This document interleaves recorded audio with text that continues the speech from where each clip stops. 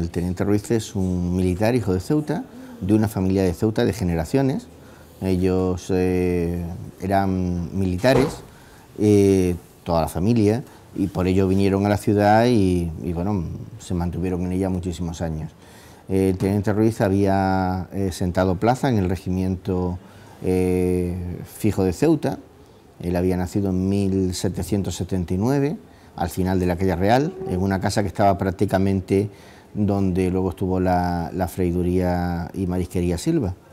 Y bueno, el teniente Ruiz, una vez que salió de subteniente, pues fue destinado fuera de la ciudad y fue cambiando de regimiento, estuvo en las Guardias Valonas, y cuando se producen los hechos del 2 de mayo, él se presenta en el Parque de Artillería. Él había estado enfermo y se presenta voluntario con Daoiz y Velarde para los sucesos de Mollón. Y allí es herido, pero herido de una forma muy importante. Primero recibe un balazo en un brazo y después otro que le entra por la espalda y le sale por el pecho. Lo cierto es que lo dan por muerto y está entre los muertos allí tirado. Y cuando ya terminado el asedio, van a recoger a los muertos, se dan cuenta que está vivo. Entonces lo evacúan, y primero al cuartel y después a una casa en particular, y allí permanece hasta que lo pueden sacar de Madrid. Él trató de reintegrarse antes de tiempo y estando ya bastante mal lo llevaron a Trujillo, porque en Trujillo estaba un tío suyo, un teniente coronel, que tenía otro ilustre apellido de Ceuta, Cebollino, era Juan Cebollino. Y ahí es donde murió con 29 años, en 1809, y bueno, pues es uno de los principales héroes del 2 de mayo y de esos sucesos, de los sucesos de Madrid, de la Guerra de Independencia. José Luis, ¿cuándo se inicia, por parte de quién y cómo es acogido por el pueblo, la estatua que lo conmemora y que, bueno, tiene ya su tiempo, ¿no? La estatua que siempre ha permanecido en el mismo lugar, ¿no? ¿Y quién la hizo, José Luis, aquí? Primero hay que recordar que costó mucho trabajo el reconocimiento al teniente Ruiz. Por una razón, porque es muy fácil declarar héroe y mártir a alguien que muere en unos sucesos, pero a alguien que muere un año después, la gente termina olvidándolo y desvinculándolo de lo que ha pasado. De modo que, si por ejemplo en nuestra ciudad empezó a conmemorarse el 2 de mayo en 1820, es decir, unos cuantos años después, el tema del teniente Ruiz tardó muchísimo más. De hecho, en nuestra ciudad empieza a reconocérsele efectivamente en el año 20, pero no es hasta 1859 cuando se le da su nombre a una calle. Y en cuanto al tema del homenaje nacional, tardó aún más. De hecho, fue en 1891 cuando el entonces coronel Ibáñez Marín consiguió que se le pusiera el número 1 del escalafón. Después de eso, se encargó una escultura para Madrid. Se le encargó Benlliure, que es la que está en la Plaza del Rey. Y esa escultura se inauguró en 1891 y el Ayuntamiento de Ceuta intentó que se hiciera una réplica, o sea, que se hicieran 2 bronces en vez de 1.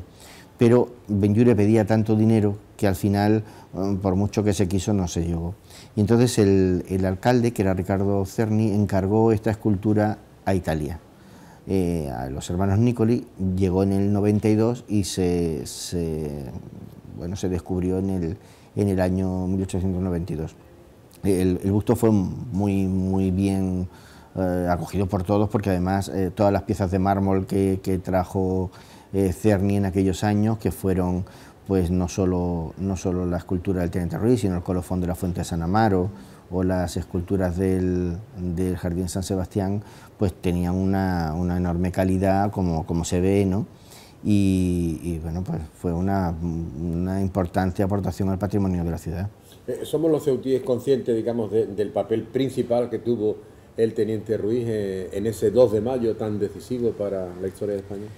Hombre, yo creo que sí. Yo creo que la memoria del teniente Ruiz siempre ha estado muy puesta de manifiesto, entre otras razones porque, bueno, la existencia de la escultura pues llama la atención, pero también porque la ciudad ha apostado siempre por esa biografía.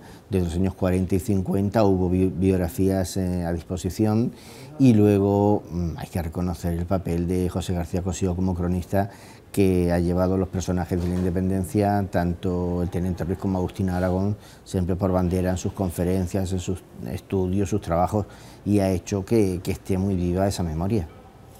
Algo que tú creas de interés en torno a la figura del teniente Ruiz que no te haya preguntado. Bueno, a mí me llama mucho la atención un pasaje un poco olvidado, y es que en 1909, cuando se cumplió el centenario, el centenario de su muerte, se hizo una campaña por encontrar los restos del teniente Ruiz, que estaban en la iglesia de San Martín de Trujillo, y se trasladaron a Madrid.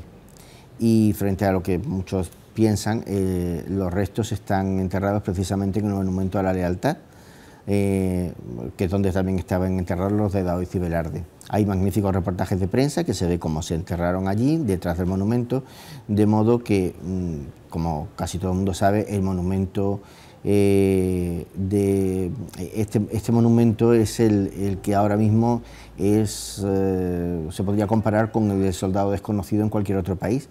Es ese monumento del Campo de la Lealtad al que se rinden honores por todos los mandatarios que vienen del extranjero a España, y se ve con mucha frecuencia al rey y a altos mandatarios, como digo, rindiendo honores a un monumento en el que está enterrado el teniente Ruiz.